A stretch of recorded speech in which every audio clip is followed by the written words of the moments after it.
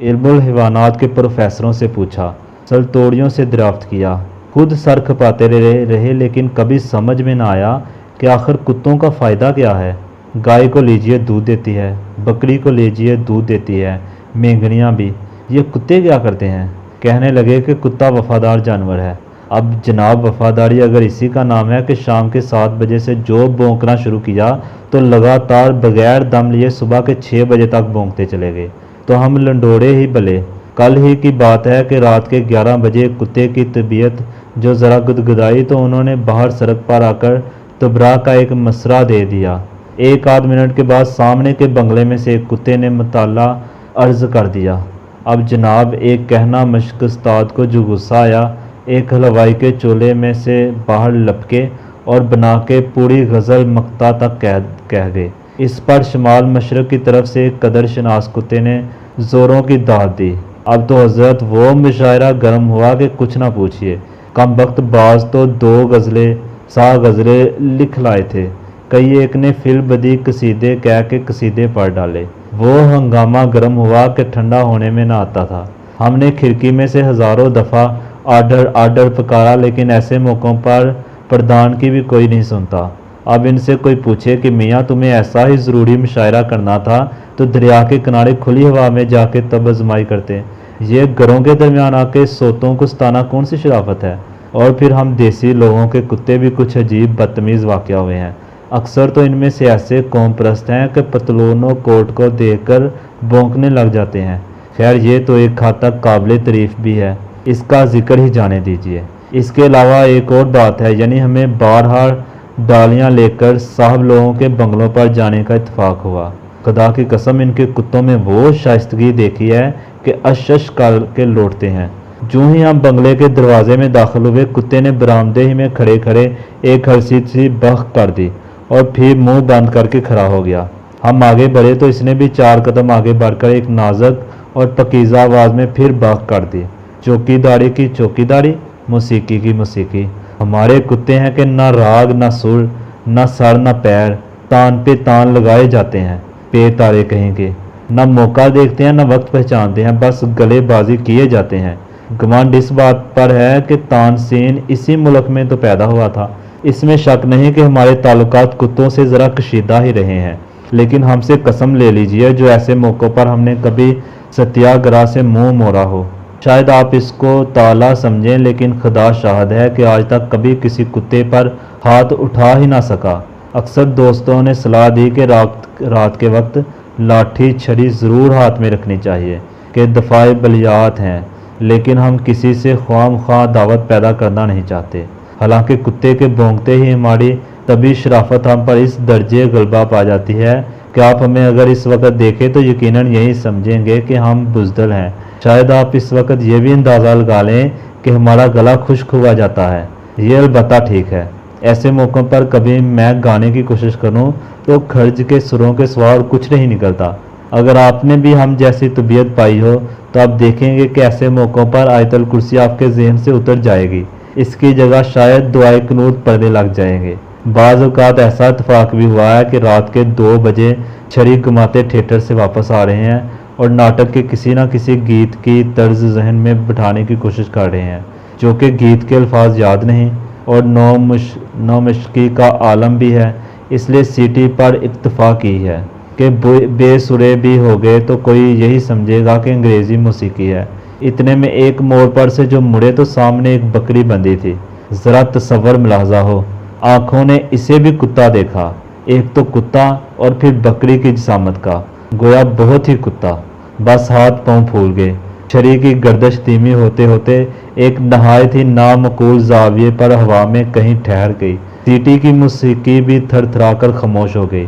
लेकिन क्या मजाल जो हमारी थूथनी की मखरूती शक्ल में ज़रा भी फ़र्क आया हो। गोया एक बेआवाज़ लय अभी तक निकल रही थी। तिब का मसला है कि ऐसे मौक़ों पर अगर सर्दी के मौसम में भी पसीना आ जाए तो कोई मज़ायका नहीं, बाद में फिर सूख जाता है। चूँकि हम तबन ज़रा महतात हैं, इसलिए आज तक कुत्ते के काटने का कभी इत्तेफाक नहीं हुआ, यानी किसी कुत्ते ने आज तक हमको कभी नहीं काटा।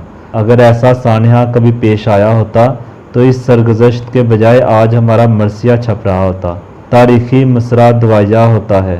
اس کتے کی مٹی سے بھی کتا گھاس پیدا ہوا۔ جب تک اس دنیا میں کتے موجود ہیں اور بھونکنے پر مصر ہیں، سمجھ لیجئے کہ ہم قبر میں پاؤں لٹکائے بیٹھے ہیں۔ اور پھر ان کتوں کے بھونکنے کے اصول بھی تو کچھ نرالے ہیں، یعنی ایک تو متعدی مرض ہے اور پھر بچوں بوڑھوں سبھی کو لاحق ہے۔ اگر کوئی باری بھرکم اسفند یار کتا کبھی کبھی اپنے رعب اور دبدبے کو قائم رکھنے کے لیے بھونک لے تو ہم بھی چاروں نہ چار کہہ دیں کہ بھائی بھونک، اگر ایسے وقت میں اس کو زنجیر سے بندھا ہوا ہونا چاہیے۔ لیکن یہ کم وقت 2 روزہ 100 روزہ 2 3 تولے کے پلے بھی تو بھونکنے سے باز نہیں آتے۔ ایک باریک آواز ذرا سا پھیپڑا اس پر بھی اتنا زور لگا کر بھونکتے ہیں کہ آواز کی لرزش دم تک پہنچتی ہے، اور پھر بھونکتے ہیں چلتی موٹر کے سامنے آ کر گویا اسے روک ہی لیں گے۔ اب اگر یہ خاکسار موٹر چلا رہا ہو تو قطعاً ہاتھ کام کرنے سے انکار کر دیں، لیکن ہر کوئی یوں ان کی جان بخشی تھوڑا ہی کر دے گا۔ کتوں کے بھونکنے پر مجھے سب سے بڑا اعتراض یہ ہے کہ ان کی آواز سوچنے کے تمام قوا کو معطل کر دیتی ہے، خصوصاً جب کسی دکان کے تختے کے نیچے سے ان کا ایک پورا خفیہ جلسہ باہر سڑک پر آ کر تبلیغ کا کام شروع کر دے تو آپ ہی کہیے ہوش ٹھکانے رہ سکتے ہیں۔ ہر ایک کی طرف باری باری متوجہ ہونا پڑتا ہے، کچھ ان کا شور، کچھ ہماری صدائے احتجاج، بے ڈنگی حرکات و سکنات۔ اس ہنگامے میں دماغ بلا خاک کام کر سکتا ہے، اگرچہ یہ مجھے نہیں معلوم کہ اگر ایسے موقع پر دماغ کام کرے بھی تو کیا تیر مار لے گا۔ بہر صورت کتوں کی یہ پرلے درجے کی ناانصافی میرے نزدیک ہمیشہ قابل نفرت ہی رہے گی۔ اگر ان کا ایک نمائندہ شرافت کے ساتھ ہم سے آ کر کہہ دے کہ عالی جناب سڑک بند ہے تو خدا کی قسم ہم بغیر چوں چرا کیے واپس لوٹ جائیں۔ اور یہ کوئی نئی بات نہیں ہے، ہم نے کتوں کی درخواست پر کئی راتیں سڑک ناپنے میں گزار دی ہیں، لیکن پوری مجلس کا یوں متفقہ متحدہ طور پر سینہ زوری کرنا ایک کمینی حرکت ہے۔ قارئین کرام کی خدمت میں عرض ہے کہ اگر ان کا کوئی عزیز و محترم کتا کمرے میں موجود ہو تو یہ مضمون بلند آواز سے نہ پڑھا جائے۔ مجھے کسی کی دل شکنی مطلوب نہیں۔ خدا نے ہر قوم میں نیک افراد بھی پیدا کیے ہیں، کتے اس کلیے سے مستثنیٰ ہیں۔ آپ نے خدا طرز کتا بھی ضرور دیکھا ہوگا، عموماً اس کے جسم پر تپسیا کے اثرات ظاہر ہوتے ہیں۔ جب چلتا ہے تو اس مسکینی اور عجز سے گویا بار بار گناہ کا احساس ہو، آنکھ نہیں اٹھانے دیتا، دم اکثر پیٹ کے ساتھ لگی ہوتی ہے، سڑک کے بیچوں بیچ غور و فکر کے لیے لیٹ جاتا ہے اور آنکھیں بند کر لیتا ہے۔ شکل بالکل فلاسفروں کی سی اور شجرہ دیو جان قلبی سے ملتا ہے۔ کسی گاڑی والے نے متواتر بغل بجایا، گاڑی کے مختلف حصوں کو کھٹکھٹایا، لوگوں سے کہلوایا، خود 10-12 دفعہ آوازیں دی تو اپنے سر کو وہیں زمین پر رکھے سرخ مخمور آنکھوں کو کھولا، صورت حالات کو ایک نظر دیکھا اور پھر آنکھیں بند کر لی۔ کسی نے ایک چابک لگا دیا تو اب نہایت اطمینان کے ساتھ وہاں سے اٹھ کر ایک غز پر جا لیٹے اور خیالات کے سلسلے کو جہاں سے وہ ٹوٹ گیا تھا وہیں سے پھر شروع کر دیا۔ کسی بائی سائیکل والے نے گھنٹی بجائی تو لیٹے لیٹے ہی سمجھ گئے کہ بائی سائیکل ہے۔ ایسی چھچوڑی چیزوں کے لیے وہ رستہ چھوڑ دینا فقیری کی شان کے خلاف سمجھتے ہیں۔ رات کے وقت یہی کتا اپنی خشک پتلی سی دم کو تابدہ مکان سڑک پر پھیلا کر رکھتا ہے۔ اس سے محض خدا کے برگزیدہ بندوں کی زمائش مقصود ہوتی ہے۔ جہاں آپ نے غلطی سے اس پر پاؤں رکھ دیا، انہوں نے غیظ و غضب کے لہجے میں آپ سے پرسش شروع کر دی۔ بچہ فقیروں کو چھیڑتا ہے، نظر نہیں آتا ہم سادھو لوگ یہاں بیٹھے ہیں۔ بس اس فقیر کی بددعا سے اسی وقت رشا شروع ہو جاتا ہے۔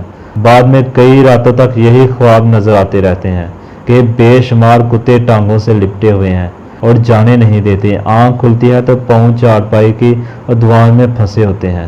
اگر خدا مجھے کچھ عرصہ کے لیے اعلیٰ قسم کے بھونکنے اور کاٹنے کی طاقت عطا فرمائے تو جنون انتقام میرے پاس کافی مقدار میں ہے۔ رفتہ رفتہ سب کتے علاج کے لیے کسولی پہنچ جائیں۔ یہی وہ خلاف فطرت شاعری ہے جو اشیاء کے لیے باعث ننگ ہے۔ انگریزی میں ایک مثل ہے کہ بھونکتے ہوئے کتے کاٹا نہیں کرتے۔ یہ بجا صحیح، لیکن کون جانتا ہے کہ ایک بھونکتا ہوا کتا کب بھونکنا بند کر دے اور کاٹنا شروع کر دے۔